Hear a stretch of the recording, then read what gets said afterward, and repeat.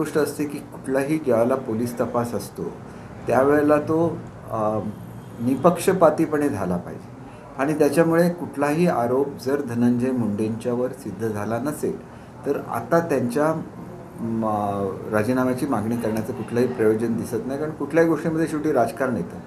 खरोखर कोणाचा संबंध असेल तर त्यांच्या संबंधात बोलणं ठीक आहे, परंतु तपासामध्ये असं कधीही निष्पन्न झालेलं नाही आहे की या प्रकरणी कोणाचा तपास आहे. आतापर्यंत जी आरोपीची नावं जाहीर झालेली आहेत त्याच्यापैकी काही लोक फरार आहेत. अगोदर त्यांना अटक करायला लागेल, त्यानंतर निपक्षपाती चौकशी होईल. त्याच्यामध्ये मला कुठलीही शंका वाटत नाही. महाराष्ट्राची ती परंपरा राहिलेली आहे. जेव्हा का आरोपी हा आरोपी असतो, तो कोणाचा मित्र आहे, तो कोणाचा नातलग आहे, या गोष्टीला फारसं महत्त्व नसतं.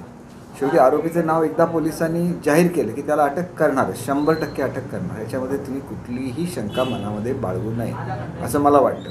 आणि शेवटी यंत्रणा ही काय त्या जिल्ह्यापुरती मर्यादित नसते, राज्याची यंत्रणा आहे. आणि ज्यावेळेला राज्याचे गृहमंत्री जाहीर करतात त्यावेळेला लोकांनी त्याच्यावर विश्वास ठेवला पाहिजे असं मला वाटतं.